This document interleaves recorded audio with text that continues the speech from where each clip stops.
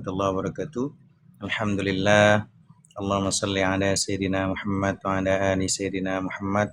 Rabbana zidna ilman warzuqna fahman wa alhiqna bis salihin. Rabbi israh li sadri wa yassir li amri wahlul 'uqdatam min lisani yafqahu qawli. Amma ba'du.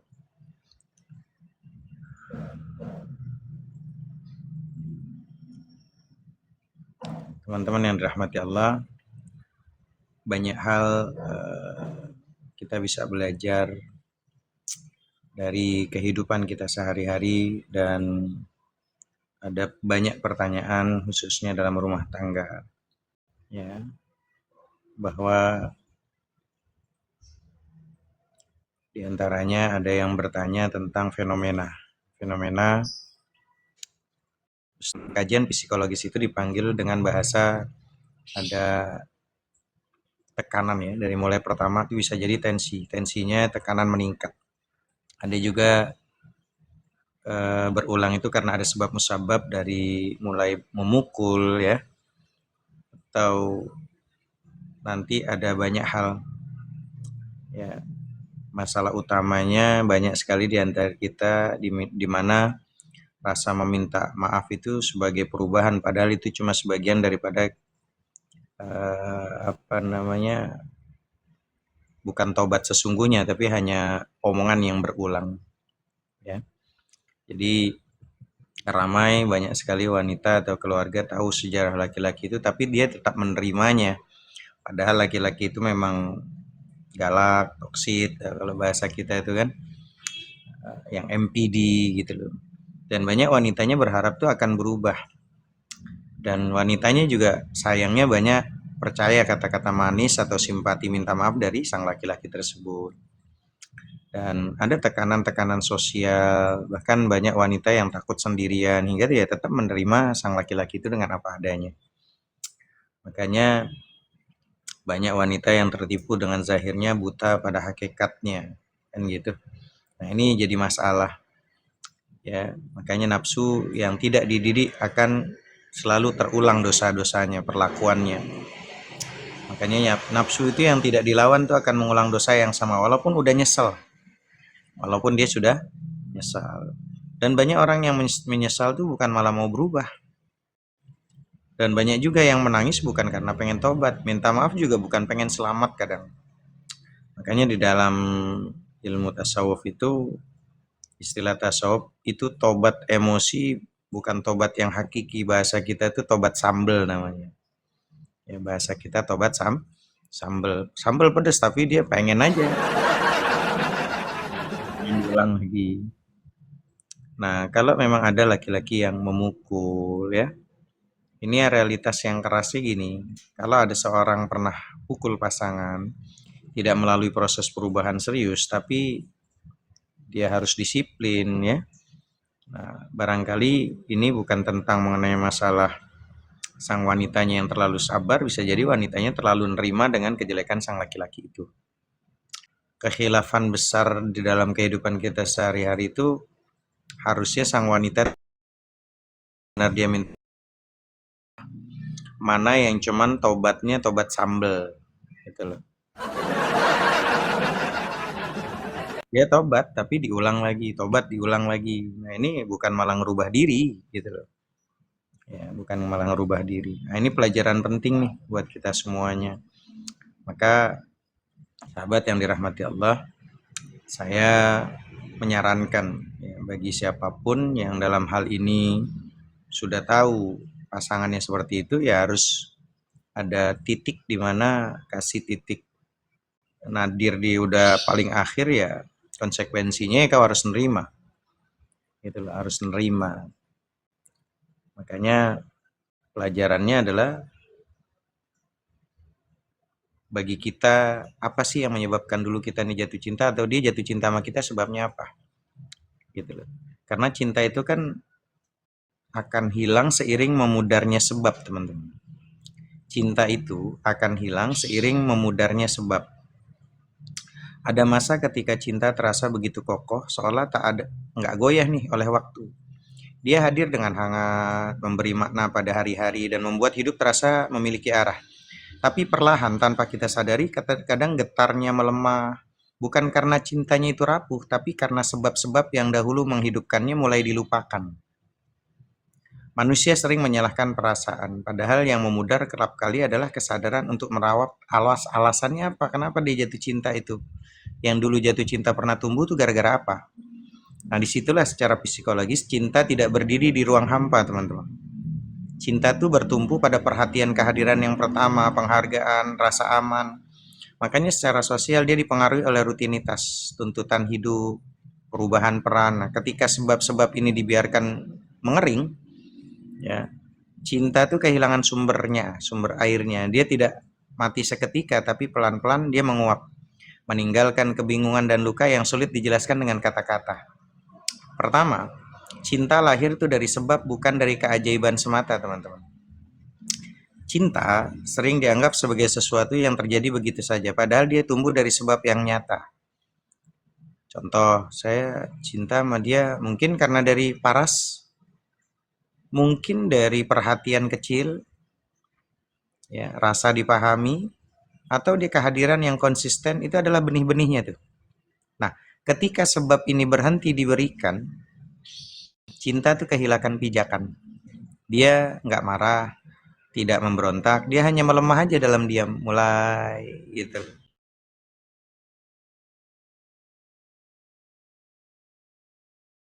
Yang diabaikan itu adalah awal dari jarak emosional, teman-teman. Banyak hubungan itu tidak runtuh oleh konflik besar. Hubungan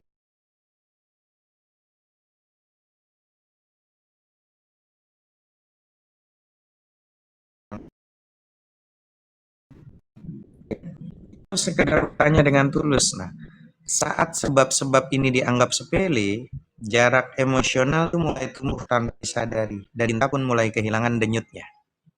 Gitu. Ya, Waalaikumsalam warahmatullahi wabarakatuh yang sudah hadir semuanya. Baru nanti ada namanya ekspektasi tanpa pemeliharaan melahirkan kekecewaan tuh. Iya.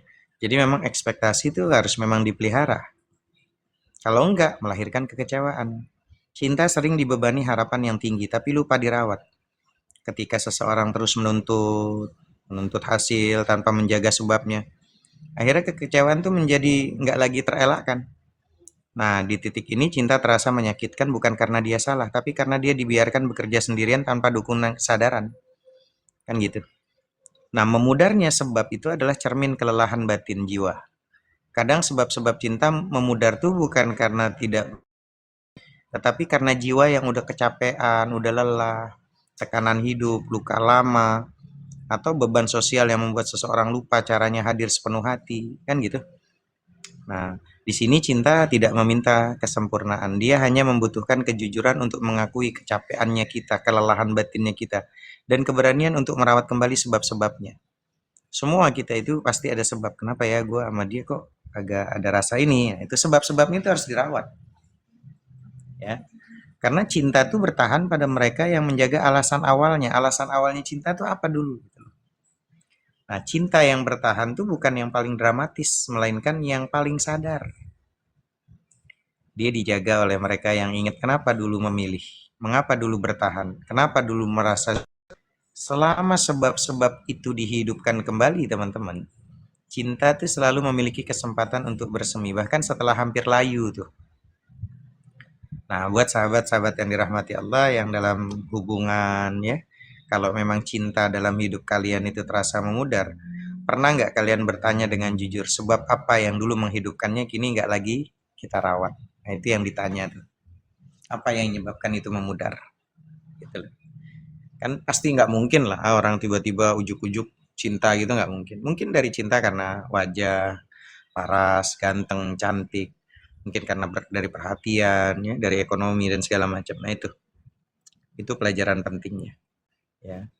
Dan ini saya selalu mengedukasi sahabat-sahabat semua untuk belajar, ya, belajar mengerti. Makanya dan banyak di antara kita itu apa ya? Banyak kita tuh dihargai sama orang lain. Mungkin awalnya kita menghargai kan gitu. Tahu nggak kenapa kita masih dihargai sama seseorang? Kenapa orang itu masih care sama kita, atau bahkan ada yang masih cinta sama kita? Itu karena Allah masih nutup aib kita, keburukan dan kekurangan kita masih ditutup sama Allah. Kalau keburukan kita dibuka, udah orang udah nggak ada lagi. Boro-boro mau manusia, makhluk aja, laler aja jauh teman-teman. Makanya nggak boleh ada sombong di situ. Waalaikumsalam warahmatullahi wabarakatuh yang sudah hadir. Jadi ada bahkan dipuji, seolah semua itu lahir dari kehebatan diri kita.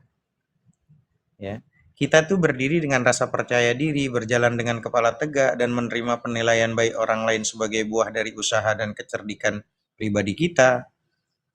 Tapi di balik semua itu, teman-teman, ada rahasia yang jarang disadari, bahwa penghargaan manusia seringkali berdiri di atas sesuatu yang nggak tampak, yang nggak kelihatan. Sesuatu yang bukan hasil kerja kita sepenuhnya, kan?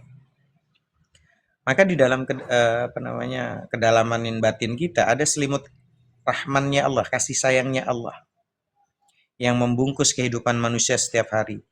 Nah, selimut itu tidak terlihat, tapi pengaruhnya nyata. Dia menutupi celah, menyamarkan retakan-retakan yang ada pada diri, menyembunyikan bagian rapuh yang kalau dibuka mungkin akan mengubah cara orang memandang kita. Makanya secara batin, psikologis, manusia hidup dari citra yang tampak saja. Nah, secara sosial, penerimaan tuh sering bergantung pada apa yang terlihat. Tapi secara spiritual, ada perlindungan yang bekerja tanpa suara. Menjaga kehormatan kita, bahkan ketika kita sendiri lalai, menjaga diri, kan gitu. Pertama, penghargaan manusia itu bukan semata hasil keutamaan diri. Seringkali kita mengira dihargai karena kecerdasan kita, akhlak kita, atau pencapaian kita. Padahal seandainya setiap aib dan kekurangan kita itu terbuka tanpa penutup, mungkin pujian akan berubah menjadi jarak, teman-teman. Ya, kesadaran ini kan melunakkan kesombongan kita, karena kita mulai memahami bahwa penghargaan yang kita terima itu bukan hanya soal siapa kita, tapi juga tentang apa yang masih dirahasiakan dari diri kita. Aib-aib kita masih banyak yang ditutupin, gitu loh. Ya kan? Yang kedua, penutup aib itu sebagai bentuk kasih yang paling halus dari Sang Pencipta. Ada kasih yang tidak datang dalam bentuk nikmat yang terasa, melainkan dalam bentuk perlindungan yang nggak kita sadari. Ditutupinya keburukan bukan berarti dibenarkan, tapi diberi waktu untuk belajar, memperbaiki, dan bertumbuh tanpa harus hancur oleh pandangan manusia. Inilah rasa rahman, kasih sayangnya Allah yang tidak memanjakan, tapi menyelamatkan kita.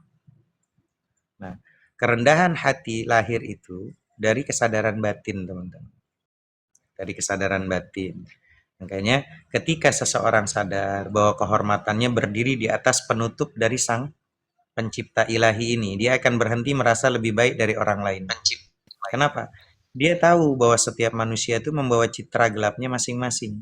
Perbedaannya hanya pada apa yang tampak dan apa yang masih disembunyikan sama Allah. Maka dari sini lahir empati, kelembutan, keengganan untuk menghakimi orang lain. Kan gitu? Waalaikumsalam warahmatullahi yang sudah hadir. Makanya teman-teman, menjaga diri itu sebagai bentuk syukur yang nyata. Kalau aib masih ditutupi sama Allah, masih tertutup, itu bukan alasan untuk merasa aman dan lalai. Justru di sanalah tanggung jawab kita tuh tumbuh, menjaga sikap, memperbaiki niat, membenahi diri menjadi wujud rasa terima kasih yang paling jujur. Tapi banyak di antara kita, ya, kepo sama urusan orang. Ada nggak tuh? Ada. Kalau ada aibnya orang, paling kepo kita, paling banyak ini yang mau kita tuh paling suka tuh kalau ada aib orang. Akhirnya tantang petenteng di komal sono komal sini, udah diomongin. Harusnya kan nggak gitu. Ketika kita tahu ada aib orang, harusnya kita ngacak diri. Aibnya orang tuh jadikan dia sebagai kaca. Aku juga banyak loh aib yang masih ditutupi.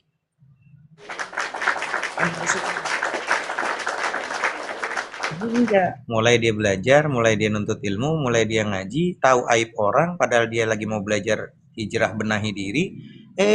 Udah tahu aib orang, dibongkar aib orang. Ya.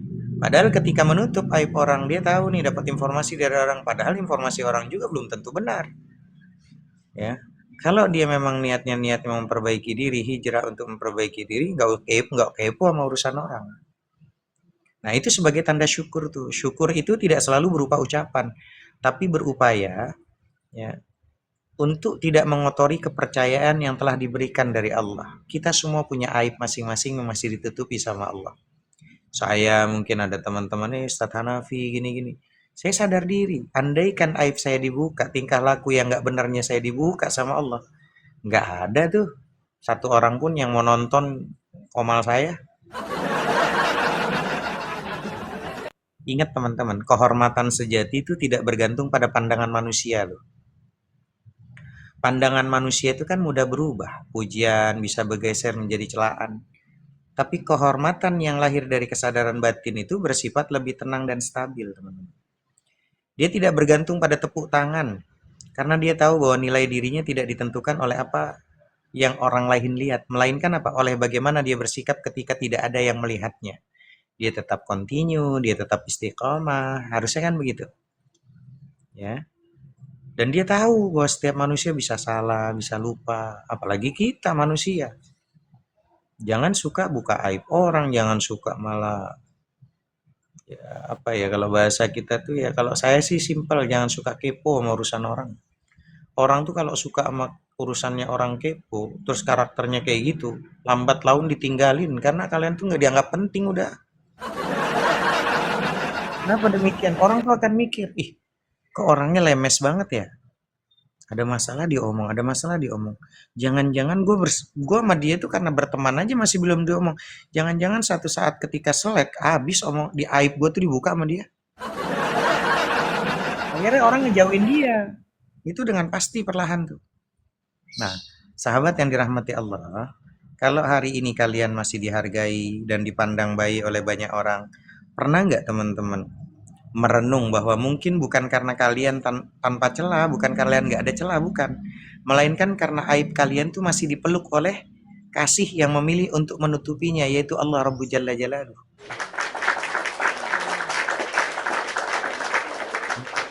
Belajar untuk ngaca diri, sibuk aja memperbaiki diri, ya. Makanya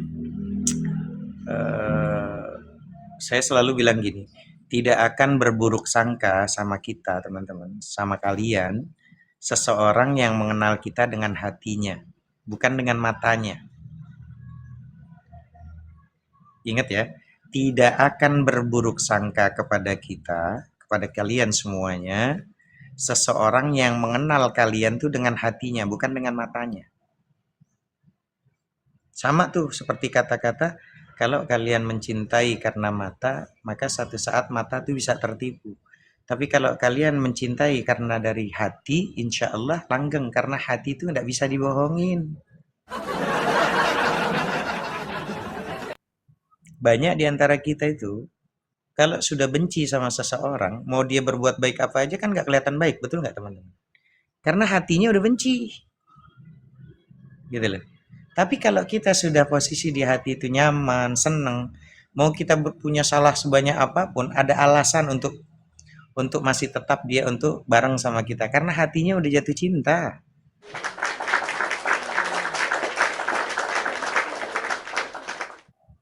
Teman-teman, ada luka yang lahir bukan karena kebencian, melainkan karena kesalahpahaman kan? Betul nggak? Ada luka yang lahir bukan karena kebencian, tapi karena banyak di antara kita tuh salah paham. Akhirnya ada benci. Banyak loh di komal-komal tuh. Awalnya berteman, bersahabat. Kok jadi benci ya? Biasanya tuh karena kesalahpahaman. Luka itu tumbuh diam-diam tuh ketika seseorang menilai kalian, menilai kita tuh dari permukaannya saja. Dari potongan-potongan cerita saja, dari tampilan luar yang mudah disalahartikan. Iya toh? Makanya saya bilang ada luka yang lahir bukan karena kebencian, tapi karena kesalahpahaman. Padahal dulu kita fine, berteman, bersahabat, baru kenal gitu, tiba-tiba akrab dan segala macam. Tiba-tiba satu saat tuh ada kebencian tuh. Kenapa bisa terjadi? Karena salah paham.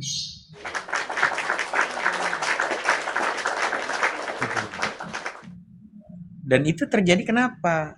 Luka itu tumbuh diam-diam ketika seseorang menilai kita dari permukaan, dari potongan-potongan cerita saja. Dari tampilan luar yang mudah disalahartikan. Nah, di dunia yang serba cepat menilai ini, mata sering bekerja lebih dulu daripada hati itu. Iya, mata itu sering bekerjanya lebih dulu daripada hati itu. Padahal mata hanya melihat apa yang tampak, sementara hati mampu merasakan apa yang tersembunyi. Maka dari sinilah banyak relasi retak, persahabatan, pertemanan di TikTok retak. Bukan karena niatnya buruk, melainkan karena ketergesaan memahami.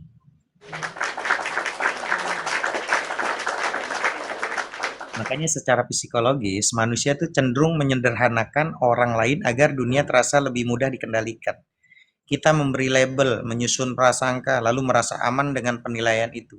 Secara sosial, kebiasaan ini diperkuat oleh lingkungan yang gemar menilai dari citra, dari status, bahkan dari narasi yang sepihak. Tapi di balik semua itu, ada satu kebenaran sunyi yang jarang disadari. Seseorang yang benar-benar mengenalmu dengan hatinya, itu tidak akan sibuk berburuk sangka.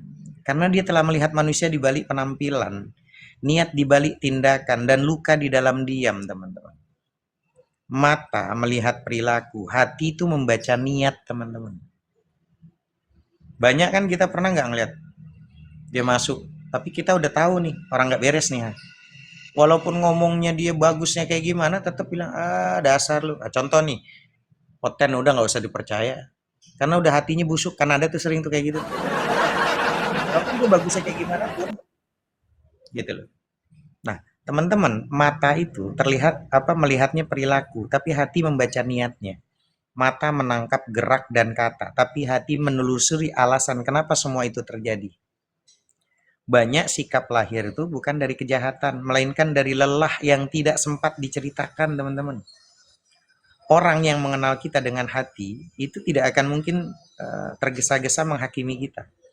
Karena dia memahami bahwa setiap manusia membawa cerita yang tidak selalu pantas untuk dipertontonkan, teman-teman. Maka dari pemahaman inilah empati itu tumbuh, bukan dari kesimpulan instan, gitu loh, teman-teman. Hanya prasangka tumbuh dari jarak emosional. Ketika hubungannya itu dangkal, nggak sampai ke hati, gitu kan, prasangka mudah berkembang. Akhirnya jarak membuat imajinasi bekerja liar tuh, mengisi kekosongan dengan asumsi. Wah, ini kayaknya gini nih, ini gara-gara gini nih, ini gini nih. Sebaliknya, kalau batinnya sudah dekat, itu melahirkan kepercayaan. Orang yang dekat dengan hatimu itu tidak membutuhkan dugaan buruk, karena dia memilih bertanya dan memahami pakai hati soalnya. Dia tahu bahwa kebenaran jarang lahir dari tebakan, kan gitu. Makanya teman-teman yang dirahmati Allah, mengenal dengan hati itu membutuhkan keberanian, teman-teman. Mengenal seseorang secara utuh berarti siap menerima ketidaksempurnaan, kan? Iya kan? Nah, ini bukan perkara mudah, bukan. Nggak sepele ini. Ya.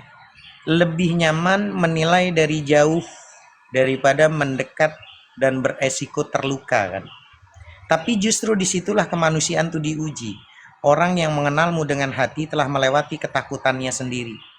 Kenapa? Dia memilih memahami daripada menghakimi, memilih mendengar daripada menuduh. Coba kalau teman-teman sudah berteman dengan siapapun pakai hati itu. Walaupun memang kita tahu dia tingkah lakunya mungkin gak benar, karena dia udah pakai hati, dia tahu kenapa dia begini, karena pakai hati. Bukan cuma mata doang yang di kepala ini, tapi mata hati digunakan. Makanya buruk sangka adalah cermin luka yang belum sembuh, kan? Maka seringkali prasangka bukan tentang siapa yang dinilai, melainkan tentang luka lama dalam diri penilaian, dalam diri penilai, kan gitu. Penilainya siapa nih? Orang lain nih yang benci sama kita. Udah, kalau dia udah benci pasti salah terus. Apalagi kalau ada hati yang pernah dikhianatin tuh, itu akan lebih waspada tuh. Kadang berlebihan tuh. Dia udah pernah disakitin nih sama temen nih di TikTok nih, ada temen akun siapa gitu kan, akun siapa gitu, tiba-tiba dia udah pernah nih disakitin gitu. Udah masuk ketemu nih, udah bertahun-tahun ketemu nih. Gue pernah disakitin sama dia, lo omongan lu bagus banget hari ini lo kan. Dia lebih waspada tuh, kadang berlebihan waspadanya tuh. Orang teman-teman yang mengenal kita dengan hati itu mampu memisahkan tuh, mampu memisahkan masa lalu dan juga masa kini. Itu kerennya tuh. Kalau pakai hati. Ya Allah, udah lama kita nggak ketemu. Gimana dulu? Dulu ya Allah, lu gitu banget sih lo sama gua, lu ya masih akrab karena pakai hati. Dia tidak akan menumpahkan luka lamanya kepada diri kalian walaupun kalian pernah nyakitin dia tuh. Karena apa? Dia hadirnya dengan kesadaran bukan dengan trauma yang mengendalikan. Tuh kerennya. Yang kelima, dikenal oleh hati itu adalah anugerah yang langka, teman-teman. Jadi kalau ada teman-teman punya sahabat yang memang selalu baik, walaupun kita nyeleneh, walaupun berarti dia mengenalnya dengan hati itu. Udah jangan jauh sama dia tuh. Walaupun kita bertingkah konyol, dia tetap menerima, berarti dia pakai hati itu. Tapi kalau cuman pakai mata, nerimanya kalau lagi pas gue baik, tiba-tiba pas kita aslinya keluar dia nggak nerima. Ah, berarti dia nggak pakai hati itu, cuman manfaatin kita doang tuh, buang tuh ke jurang. Kalau lagi jalan pinggir jurang disenggol aja orang model kayak gitu, dia nggak siap. Karena dia nggak siap. Dia cuma pengen ngelihat kita sempurna kayak malaikat gitu loh. Padahal kita manusia yang kadang lupa, kadang salah kan gitu. Nah kalau lagi jalan orang yang model kayak gini nggak siap ngelihat kekurangan kita, kesalahan kita, lagi jalan lu di pinggir jalan jangan dijorokin, senggol aja pakai dikit dikit aja gitu. Apa kayak nggak ada gunanya kumpul sama dia. Nah, di dunia yang ramai oleh penilaian, menemukan seseorang yang mengenalmu dengan hati itu adalah ketenangan tersendiri, teman-teman. Kalian tidak perlu menjelaskan setiap langkah. Tidak harus posisi membela setiap kesalahpahaman. Kenapa? Dia pasti akan mempercayai kalian. Bukan karena kalian sempurna, tapi karena dia melihat ketulusan di balik ketidaksempurnaan itu. Hubungan semacam ini itu nggak berisik, nggak riwet, nggak ruwet, tapi menguatkan jiwa kita, teman-teman.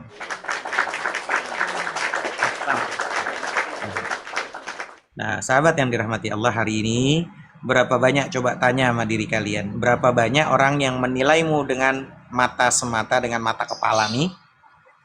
Ada berapa tuh yang nilai kalian cuma dari mata doang, yang pengen kalian tuh nggak pernah, jangan sampai salah gitu kan? Dan adakah seseorang yang benar-benar kenal sama teman-teman, sama kita semua nih dengan hati, hingga kalian tuh nggak perlu lagi takut disalahpahami? Nah, gitu caranya tuh. Tapi kalau kita berteman pengennya giliran kita punya salah dikit, langsung dia ninggalin kita. Ah, ini berarti dia bukan pakai hati tuh berteman tuh.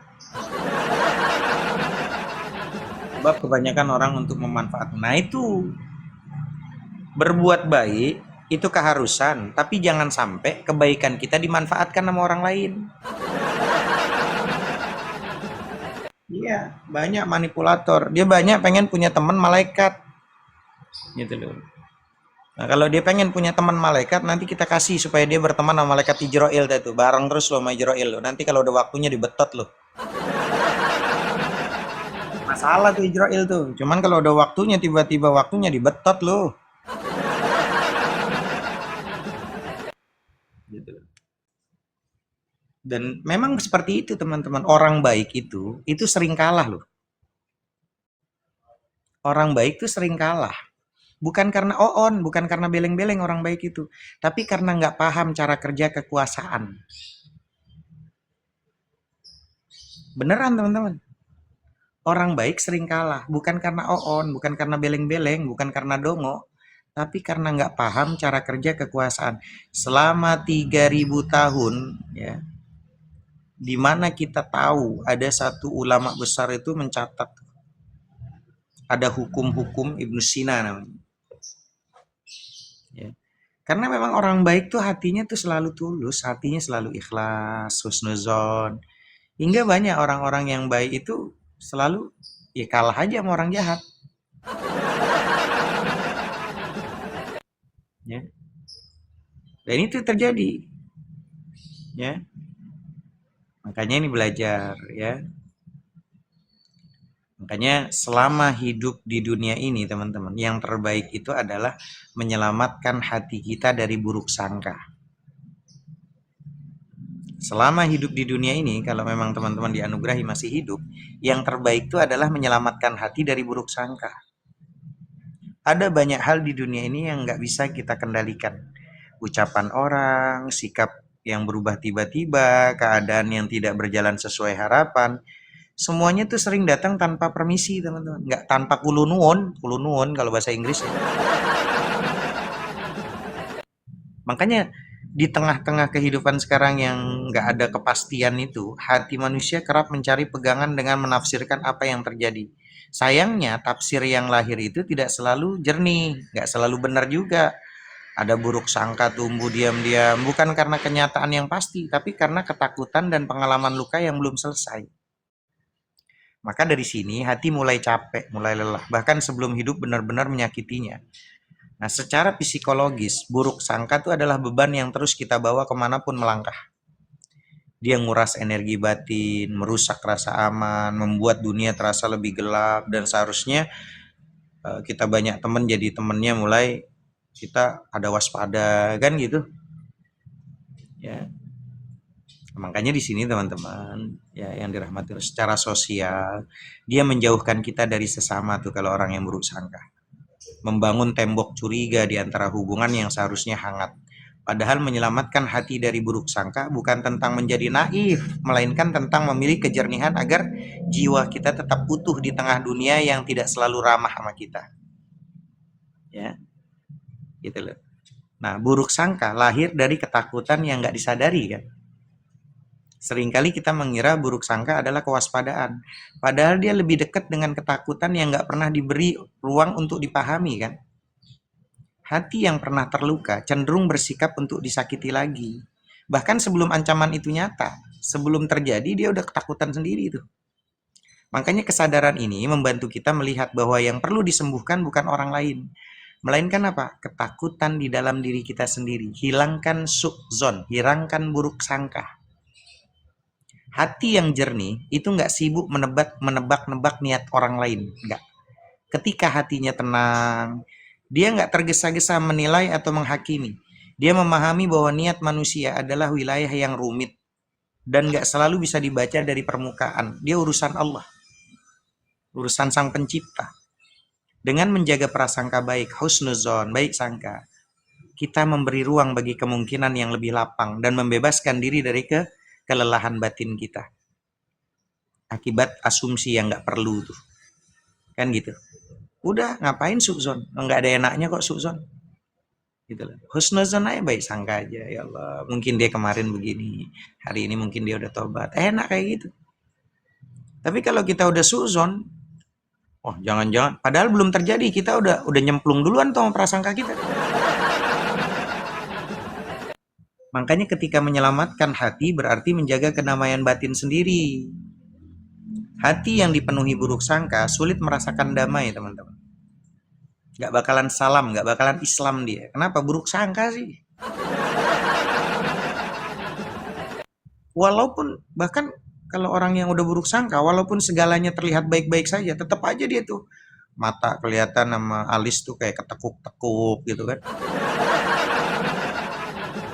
Tiap kebaikan ada orang berbuat baik, dia udah mulai curiga. Hah? Setiap dia udah lagi jalan, lagi diem, tiba-tiba ditafsirkan negatif. Oh, diem-diem takutnya nusuk dari belakang nih. Diem-diem bini gue nih jangan-jangan ngasih sianida nih. Sama makan nggak enak, minum nggak enak gitu. Udah suzon. Ya.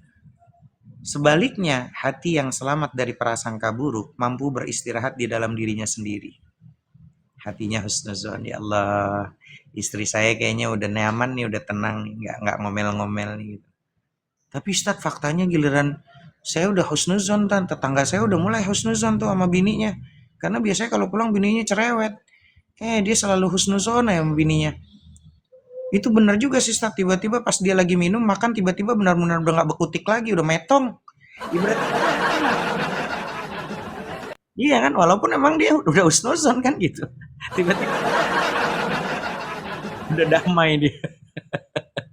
Sebaliknya, hati yang diselamatkan dari prasangka buruk itu mampu beristirahat tuh, dalam dirinya sendiri tuh. Menemukan ketenangan tanpa harus menunggu dunia berubah. Teman-teman, Prasangka baik itu memperbaiki cara kita hadir di tengah sesama. Secara sosial, prasangka baik itu adalah jembatan yang menghubungkan kembali manusia dengan manusia. Dia melunakkan sikap, memperharus tutur kata, dan juga membuat hubungan terasa lebih manusiawi. Maka dengan menyelamatkan hati, kita tidak hanya untuk menenangkan diri sendiri, tapi juga menciptakan ruang aman bagi orang lain untuk menjadi dirinya tanpa rasa takut dihakimi gitu teman-teman. Yang terakhir, ayo hidup terasa lebih ringan saat hati tidak dibebani kecurigaan. Ya. Makanya saat buruk sangka dilepaskan, hidup tidak lagi terasa sebagai medan pertahanan. Kita berjalan dengan napas lebih lega, pikiran lebih jernih, dan jiwa lebih siap menerima kenyataan apa adanya. Akhirnya disinilah, di titik inilah teman-teman, menyelamatkan hati menjadi bentuk kebijaksanaan tertinggi. Kenapa? Karena dia menjaga kita tetap manusiawi di tengah dunia yang sering menguji kesabaran. Ya.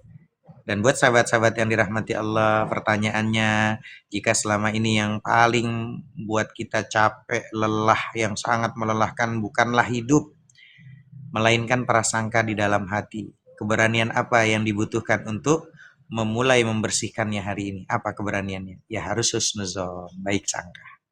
Wallahu ta'ala alam shawab. Rabbana anfa'na bima 'allamtana, Rabbi 'allimna alladzi yanfa'una, Rabbi faqihna wa faqih ahlana wa qarabatil lana fi dinina. Al-Fatihah. A'udzu billahi minasyaitonir rajim. Bismillahirrahmanirrahim. Alhamdulillahi rabbil alamin. Arrahmanir rahim. Maliki yaumiddin.